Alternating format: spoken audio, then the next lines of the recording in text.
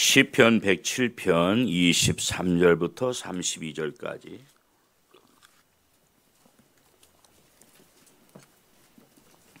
제 성경으로는 구약 882페이지가 됩니다. 23절부터 32절까지 말씀을 교독하도록 하겠습니다. 제가 23절을 먼저 봅니다. 선척을 바다에 띄우며 큰 물에서 영업하는 자는 여호와께서 명하신즉 광풍이 일어나서 바다 물결을 일으키는도다.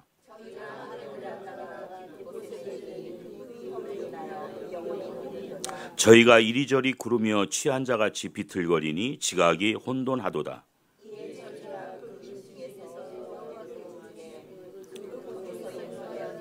광풍을 평정히 하사 물결로 잔잔케 하시는도다.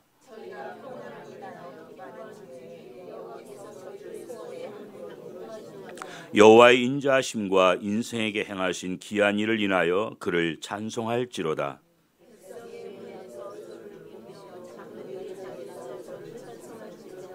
아멘. 거기 30절에 보면 소원의 항구로 인도하신도다. 그 본문의 말씀의 중심에서 소원의 항구라는 말씀의 제목으로 우리 함께 은혜 나누길 원합니다. 다 배를 타보신 적 있죠? 또 배를 타고 또 오래 여행하신 분도 아마 있을 줄로 압니다. 배는 언제나 그 기착했던 항구를 떠나서 새로운 목적지나 또는 행선지를 향해서 그렇게 가게 마련입니다. 바다를 길 삼아 그렇게 늘 떠다닙니다. 성경 사도행전 27장에 보면요, 거기에 사도 바울을 비롯한 276명이 함께 탄 배 한 척이 미양이라는 항구를 떠나서 로마를 향해서 갑니다. 출발하기 전에 여러 가지 토론이 있었습니다. 그때쯤 지금과 같이 하루 이틀 새로 빨리 갈 수 있는 때가 아니기 때문에, 바람을 이용해서 갈 때이기 때문에 그때쯤이면은 그 지역에 광풍이 분다.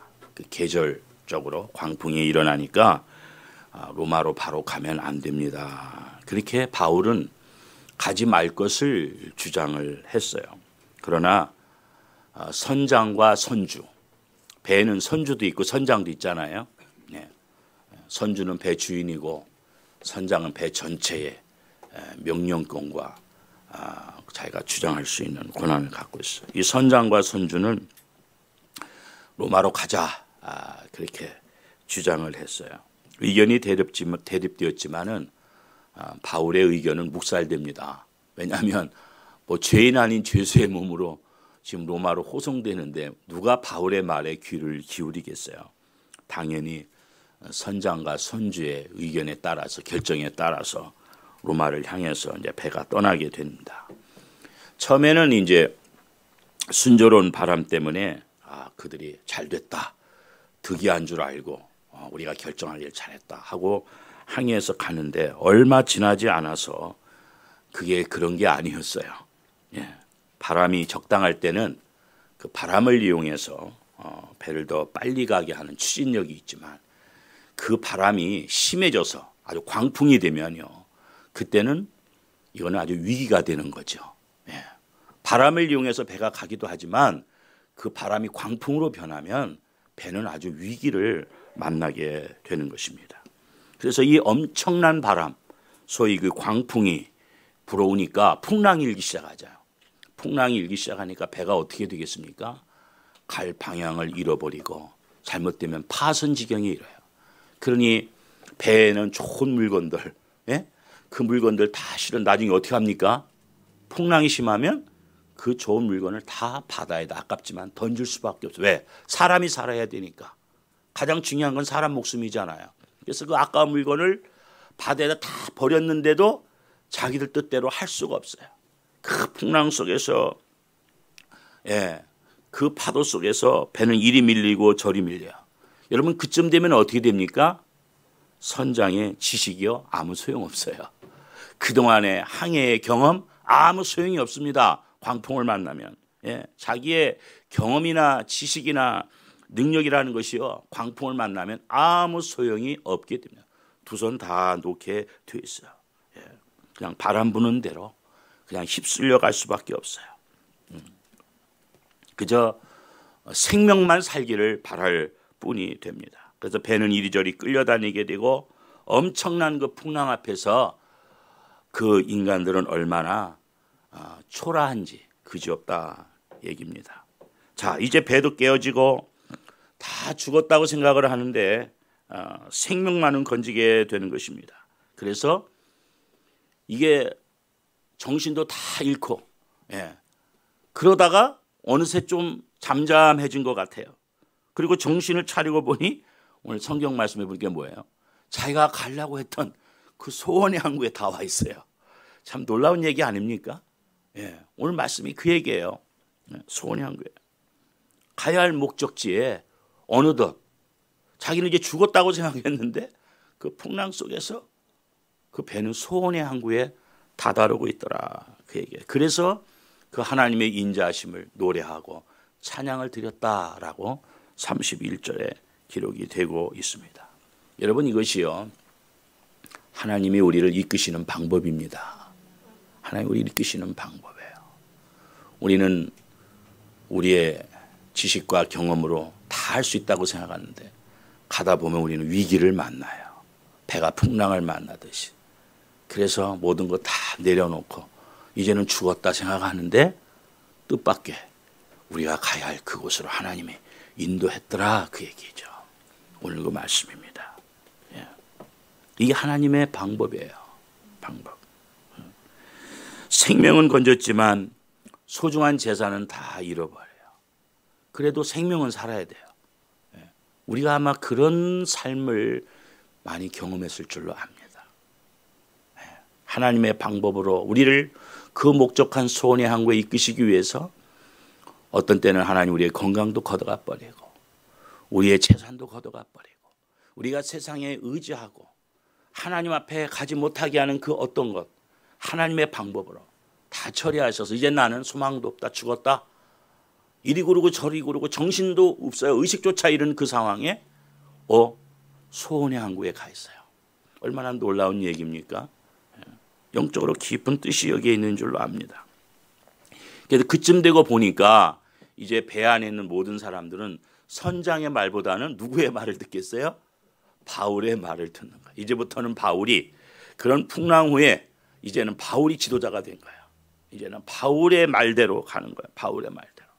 예, 물론 이제 그 사도행에 보면은 우리가 다른 거 다 잃어버리겠지만 목숨은 잃지 않을 거다. 왜 그래요? 바울이 로마로 가야 되거든. 여러분, 우리가 하나님 앞에요, 꼭 살아야 될 사람이고 아직 남은 사명이 있으면 나 때문에 주변 사람도 살아. 아멘? 믿습니까? 예. 왜? 하나님이 바울은 로마로 가야 된다는 음성을 벌써 한 배 듣고 가는 거예요. 그러니까 바울이 가려면 그 안에 있는 사람 다 같이 가게 돼 있는 거예요. 거기에 모든 건 다 잃어버려도. 이게 복의 근원입니다. 예, 우리가 세상에 살면서 우리가 하나님 앞에서 우리가 그런 존재가 되어야 될 줄로 믿습니다. 내가 뭐 많이 가졌느냐 못 가느냐 문제가 아니지. 지금 바울은 죄인의 몸이에요. 아무것도 가진 게 없어요. 예, 죄수의 몸으로 가는 거예요. 그렇지만 하나님의 관심은 바울에게 있어요. 예, 바울이 로마로 가야 되기 때문에 그 배에 탄 사람은 다 같이 가게 돼 있어요. 예, 그게 하나님의 오묘한 섭니다 하는 것이에요. 그래서 이 배 안에 있던 하나님을 모르던 약 300명에 가까운 사람들이 이제는 바울의 말에 귀를 기울이게 되고, 바울은 여기서 영적인 그런 지도자로서 영적 지도력을 갖고 인도하는 그러한 위치에 가게 되는 것입니다. 이 사건이 우리에게 무엇을 말해줍니까? 네. 여러분, 우리가 세상에서 흔히 우리가 성공하려면 몇 가지 요소를 갖춰야 된다고 말해요. 우리가 어떤 비즈니스에 성공을 해야 된다. 그럼 뭐가 있어야 됩니까? 자본이 필요하죠. 예. 우리가 어떤 일에 성공을 하려면 자본이 필요하고요. 그 분야에 대한 지식이 필요해요. 예. 그리고 또 경험도 필요해요. 전혀 경험이 없으면 실패하기 쉽습니다. 그 다음에 또 뭡니까? 그 일에 열심히 노력을 해야 돼요. 거기에 아주 전력 투구를 해야 돼요. 그 노력을 해야 됩니다. 이런 흔히 성공의 비결에 있어서 자본과 지식과 그다음에 경험과 노력이라고 하는 것은 아주 필수적인 겁니다. 근데 여러분, 그 조건만 갖고 우리가 성공합니까? 그런 조건을 다 갖췄어도요, 성공할 수도 있지만 성공 못하는 경우도 많아요. 왜 그렇습니까? 뜻하지 않은 위기가 우리에게 오기 때문에 그래요. 뜻하지 않은 일이 발생해요. 배가 잘 항해하다가 광풍을 만나듯이 뜻하지 않은 위기들이 우리에게 와요. 사람 개인에게도 오고 가정에도 오고요. 어떤 기업에 반드시 옵니다. 그래서 이거 예상 못한 위기가 오기 때문에 이것 때문에 실패로 끝나는 경우가 많아요. 요즘에는 뭐라고 말합니까? 기업에서도 위기 관리 능력, 이게 중요하다 얘기해요. 뜻하지 않는 위기를 만났을 때에 어떻게 그걸 잘 극복하고 넘어갈 것이냐, 위기의 관리 능력, 위기를 어떻게 대처할 거냐, 위기의 대처 능력, 더 나아가서 위기를 어떻게 우리가 잘 운용할 것이냐, 위기는 위기인데 이것을 어떻게 잘 활용할 거냐, 뭐 이제 그런 이야기, 전문적인 이야기들이 많이 나옵니다. 우리에게 다가오는 이 거센 파도를 어떻게 이용할 것이냐, 이것이 성공의 비결이다 하는 것입니다. 오늘 본문에서 보면 인간의 기회와 하나님이 만들어 가시는 작품, 하나님의 기회에 대해서 우리는 볼 수가 있어요. 다시 한번 우리 26절, 27절 한 번 더 같이 읽어보겠습니다. 본문 26절, 27절 같이 봅니다. 저희가 하늘에 올랐다가 깊은 곳에 내리니 그 위험을 인하여 그 영혼이 녹는도다. 저희가 이리저리 구르며 취한 자같이 비틀거리니 지각이 혼돈하도다. 한 이제 18년 전에 제가 미국에서 이게 와서 이제 목회를 할 때에 그 김만철 씨가 왔었어요. 그분이 한 25년 전에서 한 30년 그 사이에 그 원산항에서 자기 일가족을 데리고 탈출했죠. 연세 드신 분 다 저기 있는 분은 다 아실 건데, 예, 김만철 씨. 그분이 의사였죠. 그래서 일가족을 데리고 북한에서 살 수 없다 생각해서 그분은 유일하게 동해 쪽으로 나갔어요. 그러니 그냥 배 타고 나갔으니 참 얼마나 그 막막합니까? 예, 근데 그분이 이제 한국에 도착하기 전까지는 예수를 안 믿었던 분이죠, 북한에서. 근데 이제 그분이 그 뭐 가족을 태운 배가 얼마나 컸겠어요. 근데 풍랑을 만났습니다. 막 배가 막 파도에 올라갔다 내려갔다 막 그 안에서 이리 구르고 저리 구르고 뭐 또 배멀미하면 다 토하고 난리 나잖아요. 막 그러니까 다 정신을 잃은 거예요. 다 정신을 잃고서는 정신이 나중에 이제 들어서 깨보니까 일본에 도착했는 거예요. 이 말씀 그대로예요. 예. 그분이 이제 그렇게 해서 한국에 왔는데 어떻게 전도를 받고 성경을 보게 됐는데 이 107편 이 부분을 읽다가 하나님을 만난 거예요. 자기가 탈출할 때 상황하고 똑같은 게 이미 성경 2000년 전에 쓰여 있었던 거예요. 예. 그렇잖아요. 그 조그만 배에서. 그리고 그분이 한국에서 간증하고 다니고 미국에 와갖고도 여러 지역을 간증해 다녔어요. 그래서 저희 교회 왔다가 저희 교회 밴을 빌려드렸어요. 그랬더니 미국을 쭉 순회했는데 거의 2만 마일 뛰고 오셨더라고. 중간에 뭐 타이어도 갈고, 예. 그래서 이제 그 기독교 방송에서, 한국 기독교 방송에서 그걸 주관해가지고 거기에 이제 일행들하고 같이 와서 미 전역을 쭉 이렇게 간증하고 다니셨어요. 그게 한 18년 전입니다. 근데 그분 간증 속에 바로 이 얘기가 나오더라고요. 자기가 그런 경험 속에서 와서 이 성경을 읽다가 하나님을 진짜 만났다고. 예. 정말 자기 얘기가 똑같이 쓰여 있더래요. 예. 그래서 일가족이 다 한국에 정착해서 지금 살고 계신데 바로 그분의 그 간증 속에서. 예. 제가 고등학교 시절에 무슨 견학 그런 일로 인해서 군함을 한번 타봤어요. 벌써 뭐 40몇 년 전인데 100m 정도 길이 되는 군함을 타고 한 1박 2일 이제 바다에서 이렇게 지냈는데 그 군함은 물론 미국 거였죠. 2차 대전 때 쓰던 거 이제 한국이 받았는데 87함이라고 그 당시에는 9192 93함이 제일 컸고요. 그건 110m 정도 길이가 되고요. 87함 100m 정도 길이가 되는데 참 그 군함을 타고서 잠도 자고 그랬는데요. 그런 큰 군함도 파도에 막 흔들려요. 그래서 그 배에서는 침대가요. 이런 침대가 아니에요. 그물로 된 침대입니다. 사람이 잘못하면 굴러 떨어지거든요. 그러니까 이제 그물에다 이제 사람이 딱 걸쳐서 자는 거예요. 그럼 파도가 있고 흔들려도 떨어지지 않아요. 그리고 그 바닷물을 끓여들여 가지고 거기서 다 그 소금물을 걸러 가지고 그걸로 아이스크림도 만들더라고요. 예, 그거 보고 참 놀랐어요. 그 당시에도 벌써. 그러니 옛날에 그 미국이라는 나라가 얼마나 앞서간 나라입니까? 예. 근데 그런 큰 배도요, 파도에 여지없이 흔들리더라고요. 예. 파도라는 게 얼마나 참 무서운지. 여기 보면은 파도고 광풍이 불면 공중에 올라갔다가 깊은 곳에 내내 영혼이 녹는도다 그랬어요. 그 상황을 저희가 영혼이 녹는 것처럼 말이죠. 얼마나 두렵겠어요. 죽음이 곧 오는 것과 같은 공포인데 지각이 혼돈하도다. 예, 뭐 이리 굴르고 저리 굴르고 정신이 하나도 없는 거예요. 이거는 예, 바로 그 얘기예요. 왜 이런 일이 있어야 됩니까? 오늘 말씀을 보니까 이 일로 인해서 모처럼 저들이 하나님께 부르짖었다라고 나와요.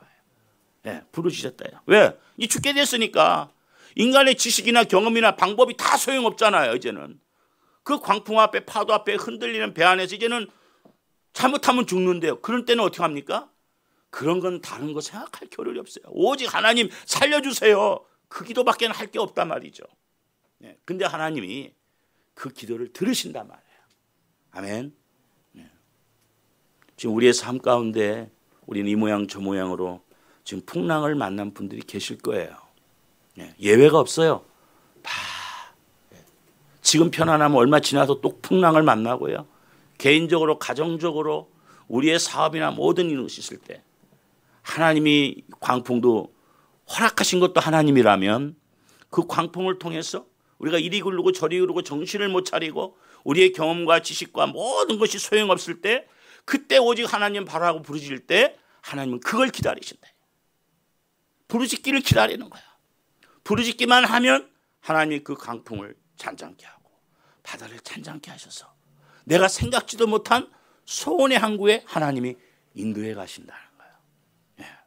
얼마나 우리에게 참 극과 극의 상황을 말씀해 주는지 몰라요. 아무리 우리가 위기를 만나고 풍랑을 만나 다 죽게 됐다 하더라도 의식을 차릴 수 없는 상황이라 할지라도 우리가 부르짖기만 하면 하나님이 그 기도를 들으신다 그랬어요. 아멘. 예. 부르짖기만 하면 돼요. 우리 아버지니까 우리는 자녀니까 부르짖으면 그 소리를 들으신단 말이에요. 오늘 말씀이 그대로 있어요. 예. 부르짖기만 하면 하나님은 우리에게 광풍을 때로 허락하시는 것은 우리가 부르짖기를 원하시는 그 일이 아니면 부르짖지 않으니까 그 일이 아니면 우리가 그렇게 죽기 살길로 주님을 찾지 않아요. 그 여전한 평안 속에서 우리의 건강을 믿고 가진 것 믿고 그저 이거면 내가 할 수 있으니까 내 능력 지식. 그래서 때로는 하나님이 우리 인생의 삶에 광풍을 허락하셔서 우리 편에서 보면 위기죠.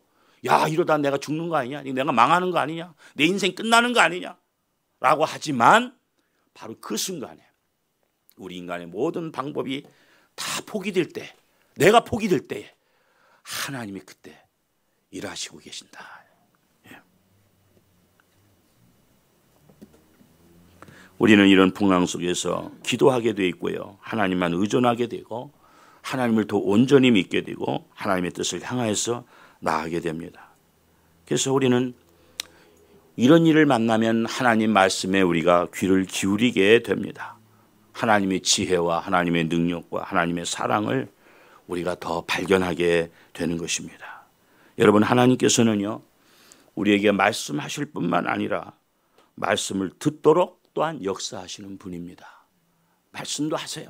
그러나 말씀을 또 듣도록 우리가 들어야 되니까 듣도록 이런저런 방법을 동원해서 말씀을 듣지 않으면 안 되도록 그렇게 만드신단 말이에요. 예. 거기에 우리가 영적인 지혜가 필요하다는 거죠. 어느 목사님 딸이 있었는데 이 목사님 딸은 뭐 신앙생활을 열심히 안 했는지는 몰라도 그 부모의 반대를 무릅쓰고 사랑에 빠져가지고 안 믿는 청년하고 막 결혼한다는 거예요. 부모가 물론 처음에 반대했겠죠. 그래도 막무가내예요. 그래서 어쩔 수 없이 이제 결혼식을 했는데 아예 아버지를 멀리 떠나서 사는 거예요. 탕자처럼 멀리 가서 아예 간섭 안 받으려고. 그런데 그 딸이 가서 사는 지역에 다행히 이 아버지의 친구 목사님이 목회를 하고 있었어요. 그래서 그 친구한테 또 부탁을 해가지고 우리 딸이 그 지역으로 이사를 갔는데 걔 좀 신앙생활 좀 잘하도록 지도 좀 해달라고. 아버지가 이 목사님이 이제 찾아갔어요. 신방을 가서 교회 좀 잘 다녀라. 아버지가 너 때문에 얼마나 걱정이 많은지 모른다. 너 때문에 얼마나 기도 많이 하는지 모른다. 예. 너 이렇게 교회도 안 다니고 이렇게 신앙에서 멀리 떠나시게 살면 되겠냐고 타일러도 이 딸이요 말을 안 들어요. 예. 말을 안 들고 그렇게 하다가 세월이 벌써 10년이 흘렀어요. 그런데 그 가정에 아들이 하나 있었는데 그 아들이 나이가 7살이에요. 7살 된 아들이 있었는데 이 아들이 밖에 나가 놀다가 차 사고로 목숨을 잃습니다. 그 아이가 죽어요. 예. 그러니까 이제 그때서야 이 목사님 딸이 아들을 잃고 나서 얼마나 기가 막히겠어요? 예. 갈 곳이 어디 있겠어요? 그래도 옛날에 교회를 다니고 하나님을 믿었었는데 교회 와가지고 그 목사님 교회 와서 통곡하면서 하나님 앞에 기도하는데 그것도 원망 기도야. 원망 기도. 하나님 내가 이 아들을 얼마나 사랑하는데 이 아들을 데려가다니 말이 되냐고 막 하나님 앞에 항의하면서 원망 기도하네. 이제 목사님이 그 막 와서 눈물로 막 큰 소리로 기도하는 걸 보고 웬일이냐고 물으니까 이제 하나님이 이럴 수가 있냐고 나한테 내가 얼마나 사랑하는 아들인데 이렇게 데려가냐고 죽을 수가 있냐고 말이죠. 그때 그 아버님의 친구 목사님이 이렇게 얘기를 하셨다고 그래요. 그것은 하나님께서 너를 교회에 빨리 나오게 하고 너로 하여금 하나님 앞에 기도하게 만들기 위해서 이 방법밖에 없었나 보다. 때로는요 우리 인간을 구원하기 위해서 예수님이 십자가 지는 방법밖에 없었던 것처럼 우리 개개인의 하나님이 때로는 그 방법밖에 없으셔서 그렇게 하실 때가 있어요. 아프죠. 고통스럽죠. 그러나 나한테는 그 방법밖에 없기 때문에 하나님이 그렇게 하신단 말이죠. 그 깊은 뜻을 깊은 사랑을 우리가 잘 이해해야 될 줄로 믿습니다. 그렇게 해서라도 우리가 영원히 살아야 되니까 천국을 얻어야 되니까 땅에 있는 거 다 없어져서라도 더 귀한 거 영원한 걸 붙들어야 되기 때문에 하나님이 그 방법밖에 없어서 그렇게 하실 때가 있어요. 이게 우리 각자에게는 너무나 힘든 일이지만은 나한테는 그 방법밖에 하나님이 하실 수가 없어서 그 방법을 선택하시는 하나님의 그 마음도 우리가 헤아리지 않은 거야. 누가 자녀한테 아픔을 주기 위한 부모가 어디 있겠냐 말이죠. 매를 들고 싶어하는 부모가 어디 있겠냐 이거죠. 그런데 계속 불순종하고 거역하고 말을 안 듣고 자기 의지하고 자기가 살아있고 세상 거 의지하고 세상에 소망 두고 하나님이 참다. 하나님은 어떻게 하셔야 되는지 아시거든요. 그래서 하나님의 그 방법을 하시는 거예요. 근데 우리는 그게 너무 때로는 힘들어요. 그래서 원망의 기도도 해요. 하나님 앞에. 그래서 그 목사님 딸이 하나님 앞에 다시 기도하기 시작하고 바르게 신앙생활을 하기 시작했다고 하는 것입니다.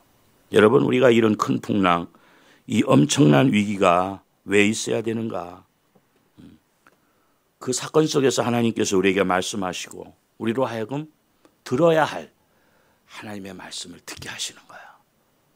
여러분 우리가 하나님 말씀을 듣는다고 해서 다 듣는 게 아니거든요. 정말 바르게 들어야 되거든요. 정말 마음을 모아서 들어야 되거든요. 그래야지 그 말씀이 들리는 거예요. 이 세상에 얼마나 많은 소리들이 많은데요. 그런 가운데서 정말 하나님이 나에게만 주시는 그 세미한 음성, 그걸 들을 수 있는 귀가 우리에게 필요하고 모든 상황 속에서 그 하나님이 이렇게밖에 할 수 없었던 그 방법 속에 그 하나님의 그 아픈 사랑, 하나님의 그 아픈 마음을 우리가 여러분 자녀들을 우리가 이렇게 혼내보고 매를 들어본 적이 있지만 매 맞는 자녀보다 때리는 엄마 마음이 더 아프잖아요. 아시잖아요. 마찬가지입니다. 우리의 당하는 그런 어려움보다 하나님 마음이 더 아프시거든요. 그 마음을 알면 우리가 기꺼이 주님 앞에 엎드릴 수 있는 줄로 믿습니다. 정말 바른 기도, 진실된 기도, 겸손한 기도 우리가 할 수 있게 되는 줄로 압니다. 프랑스의 경건주의자인 잔느 균용이라고 하는 분이 그 책 속에서 이렇게 간증했어요. 그 여자는 16세에 자기보다도 22살 많은 연상의 남자 강제로 중매 결혼을 하게 됩니다. 하게 되는데 더구나 이 남자는 또 장애인이었어요. 더욱이 그런 장애를 가져서 그런지 화를 자주 냅니다. 남편은 화를 자주 내고 또 시어머니는 그 여자를 또 학대하고 심지어는 그 집은 부자였던 것 같아요. 그러니까 이렇게 거의 데려가도록 결혼을 했겠죠. 그 집에 또 하녀들이 있는데 하녀들마저도 이 여자를 무시하는 거예요. 남편이 그렇게 돼야지, 시어머니 그렇게 돼야지, 하녀까지도. 그러나 이 여자는 정말 열심히 교회를 다닌 거죠. 몰래 밤중에도 교회 나가서 하나님 앞에 기도합니다. 환경은 암묵적인 상황은 계속됐지만 이 여인은 이렇게 고백을 합니다. 내가 하나님의 안전한 손 안에만 있다면 정말 아무렇지도 않습니다. 주변의 그런 학대와 멸시, 내가 늘 기도 속에서 하나님이 나와 함께 한다는 걸 늘 느끼기 때문에 그런 건 별 문제가 아니다. 여러분, 우리가 정말 이런 인생의 풍랑의 위기를 만나면요, 정말 나를 포기할 수밖에 없는 그런 상황까지 들어가요. 나를 포기하면 영적 삶의 열쇠가 우리에게 열리게 되는 거죠. 근데 아직도 우리가 포기를 못했어요. 여러분, 내가 그리스도 십자가 더불어 죽었다고 우리가 말은 하는데 정말 죽어요? 죽은 것 같은데 어느 날 또 꿈틀거리고 또 살아나. 꿈틀고 살아나요. 내 혈기가 다 죽은 줄 알아 어느 날 또 불쑥 나와. 이런 죄의 본성이 그걸 배알의 짓이라고 그래요. 영적으로. 다 없어진 줄 알았는데 문득 나와요. 자기도 모르게 본능적으로. 그게 어쩌면 우리의 모습인데 하나님은 철저하게 우리가 우리 자신을 포기하기를 원해요. 나를 포기하기를 원합니다. 어려운 환경 속에서, 큰 풍랑 속에서 우리가 세상의 모든 소망과 여망을 다 버리게 되면 그때는 정말 하나님 앞에 부르짖습니다. 하나님 앞에 부르짖어요. 그때 가서야 우리가 바른 기도를 해요. 내가 죽어야, 풍랑 속에서 내가 완전히 자포자기 상태 들어가야 그때의 진실한 기도를 하게 돼요. 하나님이 그 기도를 원하시는 거예요. 한마디 기도를 해도 정말 하나님이 기뻐하는 바른 기도하기를 주님이 원하세요. 그리고 우리가 겸손한 사람으로 바뀌길 원합니다. 알게 모르게 우리 자신들이 얼마나 교만한지 몰라요. 실패하고 약할 때는 겸손한 것 같은데 뭔가 또 좀 생기면 나도 모르게 교만해져 있어. 그게 우리의 모습이에요. 좀 살만하면 교만해져. 죽을 것 같으면 좀 겸손해지는 것 같은데 그게 우리의 모습이니, 그래서 우리가 손바닥이 땅에 닿을 때까지 겸손해진 그 다음부터 우리가 진정으로 영적으로 다시 시작할 수가 있다. 오늘 말씀을 보니까 그제서 평안이 찾아옵니다. 진정한 영혼의 평안, 마음의 평안. 이 시간은 오직 하나, 생명을 보존한 것에 대해서 감사가 있어요. 풍랑을 안 만났다면 이 사람들이 소원의 항구에 도달했을 때 감사했을까요? 아니에요. 그 값비싼 물건들 배 밖에 다 버리고도 그 상황에서 내가 죽을 수밖에 없는데 생명 하나 건져서 내가 목적지에 도달해 와 있다는 그 자체로도 하나님을 찬양할 수 있어요. 풍랑을 안 만났다면 절대 목적지 소원의 항구에 도달해서 그들은 감사와 찬양을 하나님 앞에 드리지 않습니다. 이게 우리의 모습이에요. 우리가 이대로만 늘 간다면, 인생의 위기 없이 풍랑 없이 늘 평탄하게만 간다면 하나님 앞에 더 감사할 것 같죠? 은혜를 더 깊이 깨달을 것 같죠? 주님을 더 깊이 찬양할 것 같죠? No. 아니기 때문에 때로는 하나님이 우리에게 위기와 인생의 풍랑을 허락하셔서 그걸로 인해서 건강도 잃어버리고 사업도 실패하고 그것 때문에 이런저런 위기를 만나요.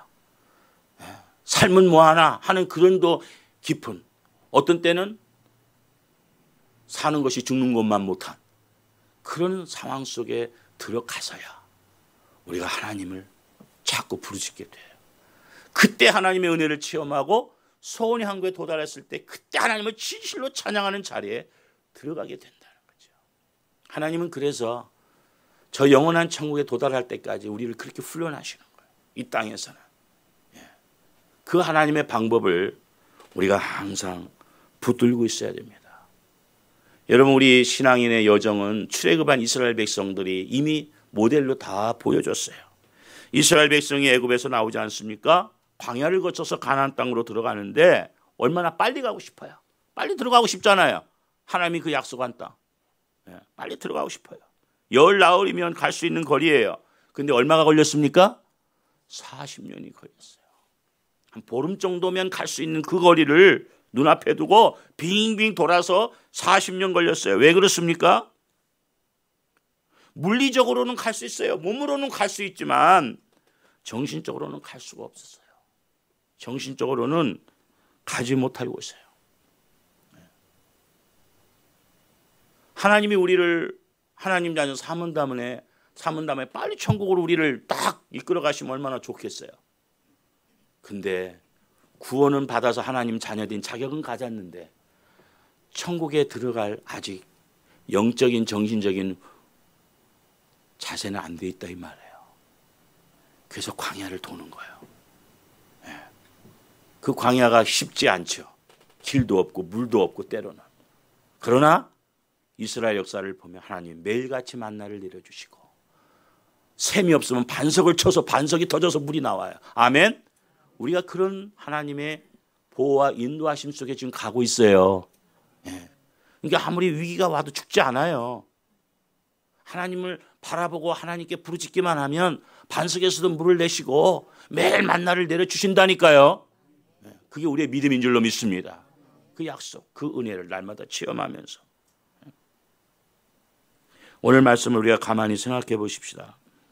그렇게 정신이 없다가 정신을 차리고 보니 하나님 앞에 부르짖다가 그 영혼이 소생받을 때 정신을 차리고 보니 어느덧 소원의 항구에 와 있더라.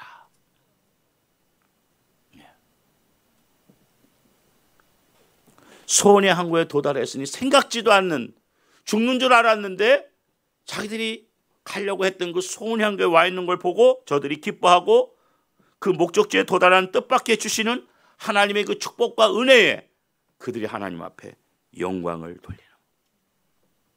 우리 주님께서 마태복음 16장 24절에 뭐라고 말씀합니까? 나를 따르려거든. 첫째 뭐예요? 자기를 부인하고 제 십자가를 지고 나를 따를 것이니라. 주님 따라가는 길이 이 길이에요. 첫째, 나를 부인해야 돼. 내가 살아서는 주의 뜻을 못 이루어요. 나라고 하는 존재는 내가 보면 괜찮은 것 같아도 주님 볼 때는 해결해야 할 점이 너무 많아. 내가 살아서는 안 돼요. 철저히 십자가 앞에서 죽어야 돼요. 나를 부인해야 돼. 날마다 나를 부인해야 돼. 그리고 내 몫에 십자가를 지고 가야 주님을 따를 수 있는데 나를 부인하는 게 이렇게 어려웠기 때문에 하나님이 때로는 풍랑을 허락하시고 위기를 허락하셔서 하나님 난 내 힘으로 못해요. 내 지식으로 못해요. 나는 죽어서 못해요. 주님 도와주세요. 그렇게 부르짖을 때 주님이 소원의 항구로 우리의 걸음을 인도해 가신다. 여러분 소원의 항구가 눈앞에 보입니까?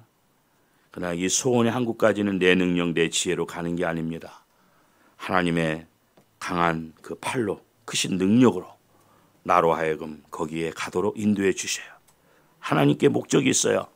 하나님께 지혜가 있고 하나님의 능력이 있고 우리에 대한 사랑이 있습니다. 우리는 이 땅의 그런 풍랑 속에서 엄청난 소용돌이 속에서 하나님께서 우리 모두를 소원의 항구로 계속 이 방법 저 방법을 통해서 인도하고 계신다고 하는 것을 우리는 다 믿어야 될 것이고 알아야 될 것입니다. 하나님이 정하신 계획 속에서 하나님이 정하신 그 울타리 안에서 우리는 소원의 항구를 지향하여 지금 가고 있는 것입니다. 눈앞에 있는 소원의 항구를 바라보며 날마다 기뻐하는 그 같은 신앙생활로 우리가 하나의 영광 돌리고 승리하는 은혜가 있기를 주의 이름으로 축원합니다. 그래서 우리 아까 찬송가 464장 불렀는데 1절과 4절 한 번 더 부릅니다. 오늘 말씀과 관계 있는 찬송이기 때문에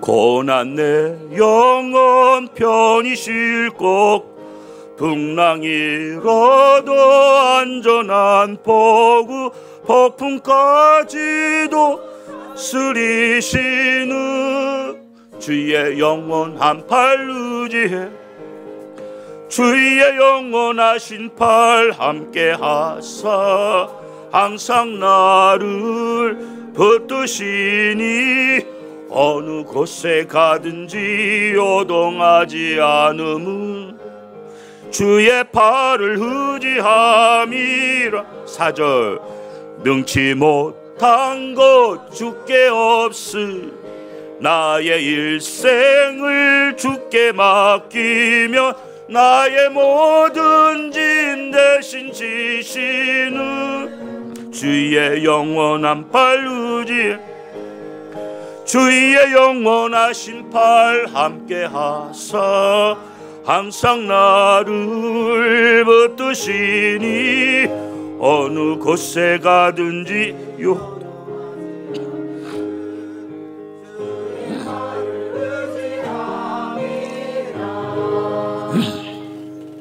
기도하겠습니다.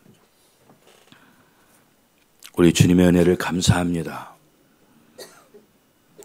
우리가 다 이해할 수 없는, 다 깨달을 수 없는 그 크신 사랑으로, 은혜로 강한 팔로 우리를 인도해 주심을 감사합니다. 우리는 이 땅이 영원한 것이 아님을 알면서도 여전히 세상을 사랑하고 세상에 소망을 두고 있지는 않은지, 우리 하나님의 목표는 저 하나님 나라, 거기에 목표를 두고 우리를 이끌어 가시는데 우리는 그 천국을 소망하면서도 아직 땅의 것에 미련이 너무나 많습니다. 주님, 그래서 때로는 하나님께서 하나님만의 그 방법으로 우리를 이끌어 가시는데 그것이 우리 편에서는 위기가 되고 풍랑을 만난 그러한 상황이 됩니다. 주님, 그러나 우리에 대한 변함없는 그 사랑과 은혜, 합력의 선을 이루시고 끝까지 우리를 구원의 길로 이끌어 가시는 하나님의 손길을 의지하고 주님의 말씀대로 나를 포기하고 나를 부인하고 내 십자가 바로 지고 주님이 걸어가신 그 길 따라가는 저의 모든 모습이 되도록 축복해 주옵소서. 왜 그렇게 고민이 많습니까? 아직 세상에 미련이 있어서 아닙니까? 아직 왜 이렇게 걱정이 많습니까? 천국의 소망이 약하기 때문이 아닙니까? 왜 우리가 두려워합니까? 변함없는 하나님의 말씀을 굳게 붙들고 있지 못함이 아닙니까? 이 시간에 우리에게 다시 한번 새로운 은혜와 결심을 허락하여 주시고 우리 힘으로 할 수 없사오니 하나님의 풍성한 은혜로 우리를 감싸셔서 우리가 원하는 그 소원의 항구에 다다를 때까지 주님과 더불어 동행하는 우리의 남은 생에 되도록 축복해 주옵소서. 이제는 우리 구주 예수 그리스도의 은혜와 우리 아버지 하나님의 크신 사랑과 성령님의 감화, 감동, 위로, 교통 충만하신 역사가 오늘도 주님이 우리를 이끌어 가시는 소원의 항구에 우리의 소망을 두고 온전히 믿음으로 달려가길 원하는 사랑하는 주의 백성들과 가정과 경영하는 모든 일 가운데 이제로 영원히 함께 하시기를 간절히 축원하옵나이다. 아멘. 아멘.